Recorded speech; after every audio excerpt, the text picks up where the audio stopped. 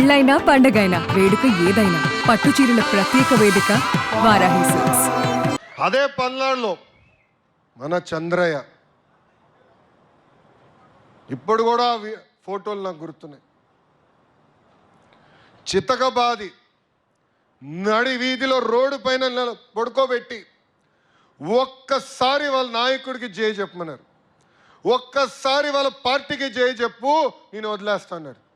ఆయన ఒక్కటే నవ్వుతా అన్నాడు, జై తెలుగుదేశం, జై చంద్రబాబు నాయుడు అని. ప్రాణాలు పోగొట్టుకున్న చంద్రయ్య. మీ అందరి పైన కూడా కేసులు పెట్టారు, అడుగడుగున అవమానించారు, బయటికి వస్తే ఇబ్బంది పెట్టారు. కానీ మంది పసుపు జెండా, ఎవరు మన అండర్ ఎస్టిమేట్ చేయలేరు.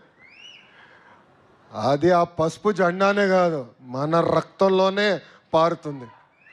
అందుకే ఆ మొదటి రోజు నుంచి అన్నాం, అయ్యా జగన్ తగ్గేదే లేదని. అడుగడుగున పోరాడం. యువగలం పాదయాత్రలో మీరు అందరూ చూశారు. నా స్టూల్ లాక్కుని పోయారబ్బా, నా మైక్ లాక్కుని పోయారు. అడుగడుగున అవమానాలు. చంద్రబాబు నాయుడు గారిని కించపరిచే విధంగా ఫ్లెక్సీలు అన్నీ చేశారు. కానీ ఒక లక్ష్యంతో పనిచేశాం. జిల్లాకు వచ్చేగల యువగలం ఒక ప్రభంజనంగా మార్చారే, అది తెలుగుదేశం పార్టీ కార్యకర్తల గొప్పతనం.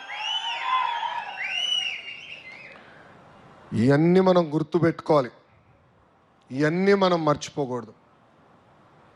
క్లస్టర్ యూనిట్ బూత్ సభ్యులు మీరందరూ, గ్రామ పార్టీ అధ్యక్షులు, మండల పార్టీ అధ్యక్షులు, అనుబంధ విభాగాలు, ఆనాడు అందరూ కష్టపడ్డారు, గడప గడప దొక్కారు. చంద్రబాబు నాయుడు గారు ఒక కార్యక్రమానికి పిలిపిస్తే పరిగెత్తుకుంటూ వెళ్ళి పనిచేశాం. దాని ఫలితమే 94% సీట్లు. ఆనాడు బాబు సూపర్ 6 హామీలు ఇచ్చాం, మేనిఫెస్టో విడుదల చేశాం. హామీల గురించి కూడా మాట్లాడుకోవాలి. భారతదేశంలోనే ఏ రాష్ట్రం ఇవ్వని విధంగా వృద్ధులకి మనం నెలకి 4,000 రూపాయలు ఇస్తున్నాం, వికలాంగులకి 6,000 రూపాయలు ఇస్తున్నాం, బెడ్కే పరిమితమైన వాళ్ళకి 15,000 రూపాయలు మన ప్రభుత్వం ఇస్తుంది. ఛాలెంజ్ చేయాలా, ఆ దొంగ పార్టీ నాయకులకి కార్యకర్తలకి ఛాలెంజ్ చేయాలా. అరే 1,000 రూపాయలు పెంచడానికి మీకు 5 సంవత్సరాలు పట్టిందే, అదే 1,000 రూపాయలు 5 నెలలు కాదు, 5 వారాలు కాదు, ప్రభుత్వం వచ్చిన వెంటనే పెంచి చూపించింది ఎన్డీఏ కూటమి. పాదయాత్రలు చూసే ఎక్కడికి వెళ్ళినా గుంతల రోడ్డు. వర్షం పడితే ఇంక అయిపోయింది పరిస్థితి. నడుస్తుంటే గుంత ఎక్కడుందరా బాబుని ఎత్తుక్కునే పరిస్థితి. గుంతలు పూడ్చేదానికే కేశవన్న 2,000 కోట్ల రూపాయలు ఖర్చు పెట్టించాడు, ఉన్న గుంతలు పూడ్చేదానికి. అది చేసాం. మూసేసిన అన్న క్యాంటీన్లు తిరిగి ప్రారంభించాం.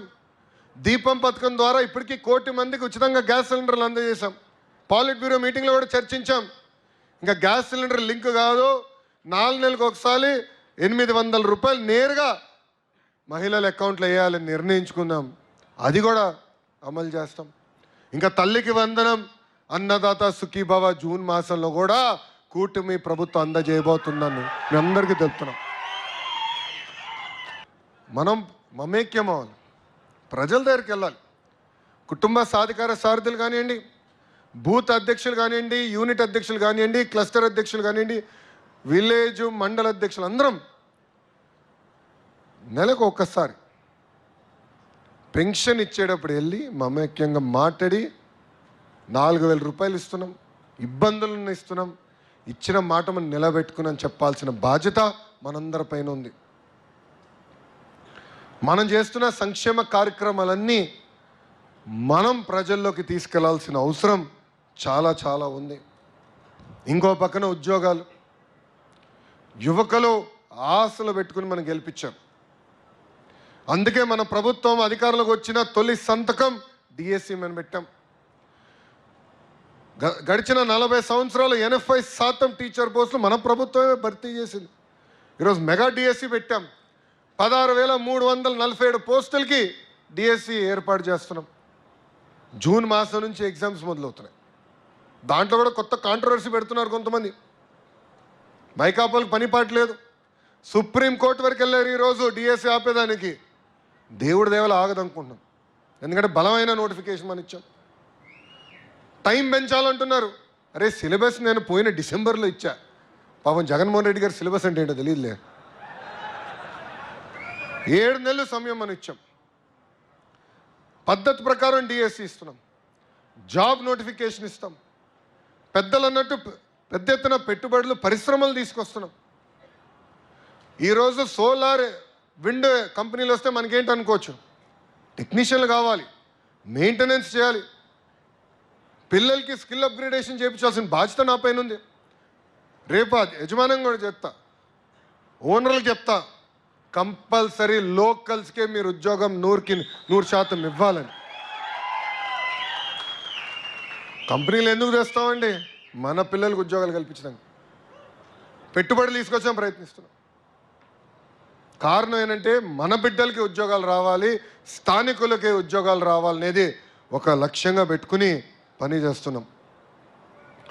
యావత్ భారతదేశంలోనే ఏ ప్రాంతీయ పార్టీ లేని బలం ఒక తెలుగుదేశం పార్టీకే ఉంటుంది. అదే తెలుగుదేశం పార్టీ కార్యకర్తలు. విశ్వవిఖ్యాత నట సార్వభౌమ స్వర్గీయ శ్రీ నందమూరి తారక రామారావు గారు ఏ ముహూర్తంలో పార్టీ స్థాపించారో తెలియదు, కానీ ఆ పునాది మామూలుది కాదు, పునాది మామూలుది కాదు. మనల్ని కొట్టినా, ఆనాడు కాంగ్రెస్ వాళ్ళు మనం చంపినా భయపడలా, పోరాడాం, తిరిగి మన ప్రభుత్వం మనం తెచ్చుకున్నాం. అది ఇక్కడున్న తెలుగుదేశం పార్టీ కార్యకర్తల గొప్పతనం. సుమన్ టీవీలో మీ పర్సనల్ అండ్ బిజినెస్ ప్రమోషన్స్ కోసం కింది నెంబర్కి కాంటాక్ట్ చేయండి.